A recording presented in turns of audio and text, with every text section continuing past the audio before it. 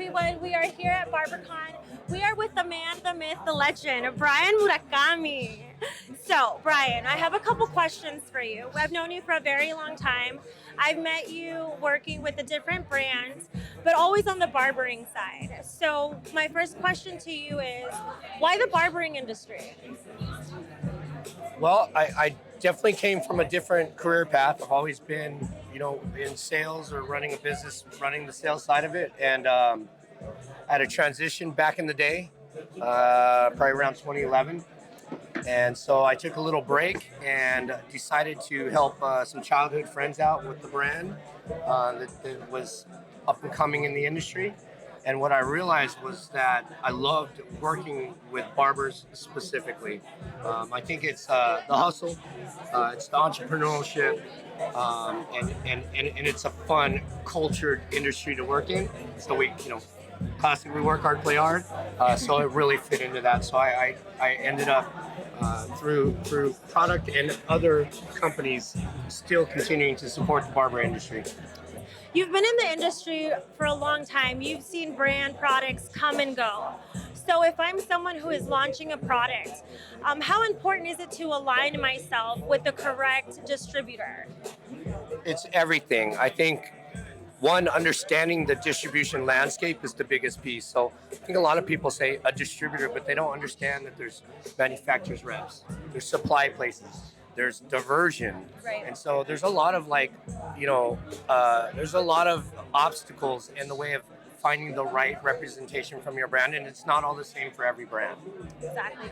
And what is one of the things that makes Classics so unique from any other company out there? Well, I'd say in our barber space, and back to in the realm of what we do, I think we're the only one that's really a hybrid. We don't have a set scripted model on how we support brands. We kind of custom cater to the brand depending on, as I was saying earlier, you have to find the right fit. Well, we adapt to the brands that we work with. So we have big brands that are, corporately owned. We have independent barber owned brands. And so we have to treat them differently. And so I think we custom cater to how they need to market and expose their brand in the industry. How important is it, do you think, for a barber or any other type of company, especially here at BarberCon, we have a good mix of owners and chair renters, and how important is it, do you think, for an artist to come into this type of space?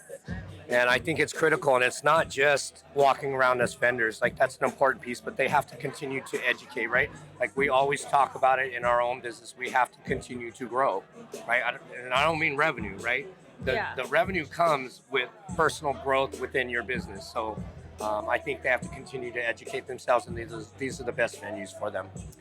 And are you specific about the shows where Classic shows up? Absolutely, but I think we also adapt. So we do barber shows because we are, again, kind of unique in that way, where we don't only service barbershops, where we're definitely focused on catering to them. So we do barber shows.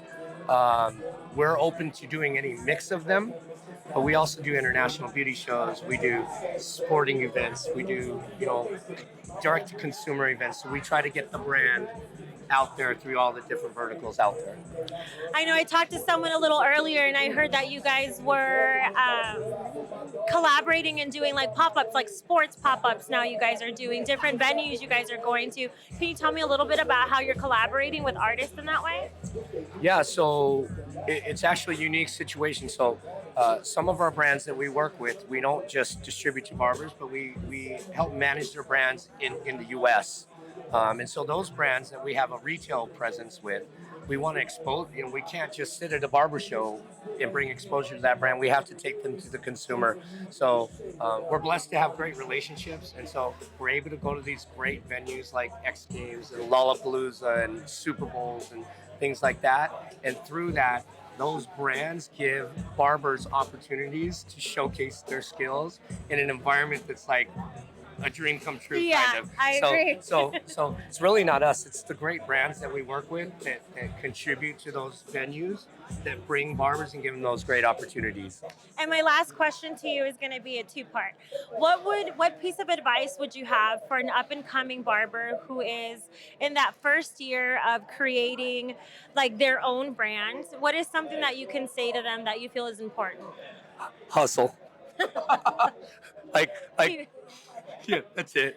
But hustle. I mean, it's not they. I think it's a lost art in hustle. And I don't just mean like get up, work hard, work hard. I mean like continue to improve your game, continue to take notes, continue to not be uh, so in a bubble that you don't think you can learn from others. Meaning the chair right next to you, Right. not just coming to a venue like this. So I think having that hustle mentality from the time you wake up is going to make you successful in anything you do. And what would you like the people to know about Classic? Wow, that we love on the barber industry, period. We from our vendors to our customers, to the way that we support, we definitely do it better than, I mean, that's why a lot of brands come to us to help support, because I think we have the right infrastructure to really support them in full. Awesome. Thank you so much for taking the time to speak with me, Brian. Thank you, Jackie.